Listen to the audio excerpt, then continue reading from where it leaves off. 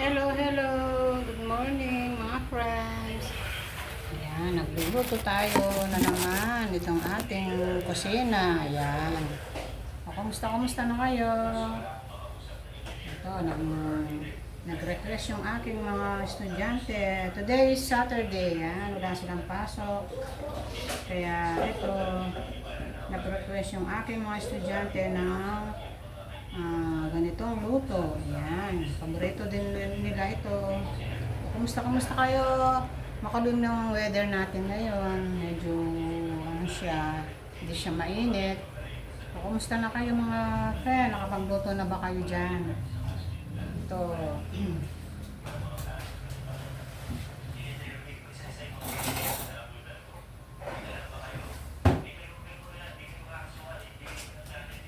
Ito yung ating sinabaw na naman tayo ngayon para kahapon yung ating ulam kahapon.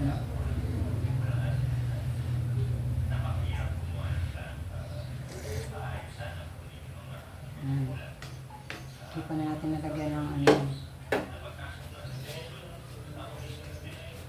ito yung ating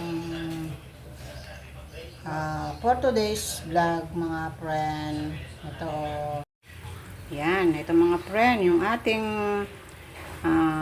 niluluto, yung ni-request ng aking mga estudyante. Ayan, sinigang na liempo.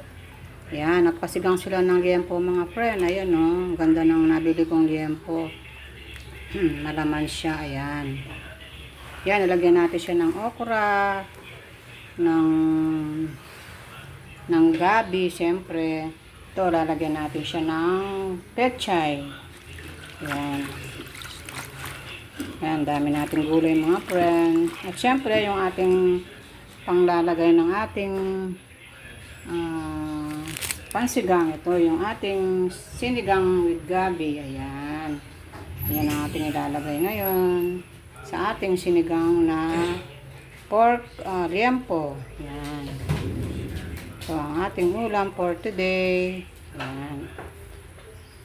Ayan. Samahan niyo ako friends sa ating pagluluto ng sinigang na pork. Ayan. Pork liempo. Ayan. Hello mga friends. Ito, gumagawa tayo ng ating paninda bukas, Sunday. Magtitinda tayo sa Changi mga friend. Ayan. Gagawa tayo ng karyoka. Yan, yung dati natin ginagawa. Tagal na rin din na hindi na ako nakakapagtinda ng itong karyoka na to. Yan, lalagyan natin. Ito ay yung glutinous. Yan, 2 pack siya. Bali 1 kilo siya mga friend. 2 ganito siya oh. 2 ganito siya. Kaya kasi to half kilo to.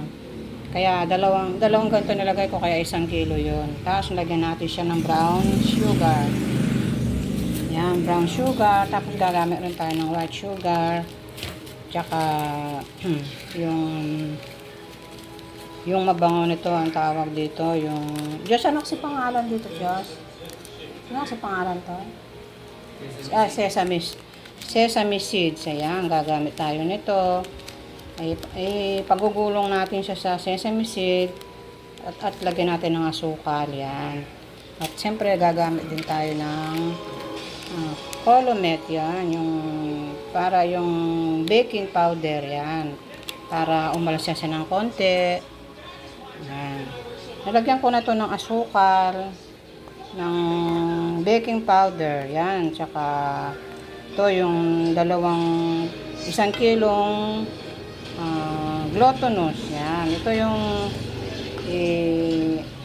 tutubigan natin hanggang maging dough siya. Tapos i-set aside natin para bukas ipiprito na lang natin siya. Yan. Papakita ko rin sa inyo kung paano gumawa bukas nito, kung paano natin lutuin. Dati ko na itong niluto at uulitin natin uli dahil bukas araw ng Tiangge magtitinda tayo doon sa Tianggihan. Yan. Hello. Ito, nandito kami sa Tiangge. Ito, nagtindahan ko ng karyoka. Saka yung ating papayang atsara, yung ating silis garlic sauce. Ayan. Ayan, nandito tayo. Hindi tayo nagtinda ng ano ngayon, ukay-ukay. Ayan.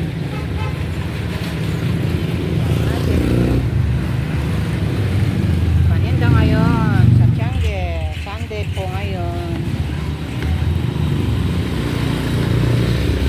So, nandito po yung aking kasama nagtitinda ng gulay. Ayan. Yan, punta po ako sa, bibili po ako ng ano na ng pang supot.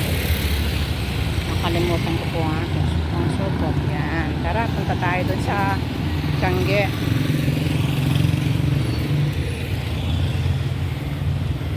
Yan, araw po na ngayon ng ano na linggo. Punta po tayo sa Tiangge ay sa bilihan ng supot. Yan.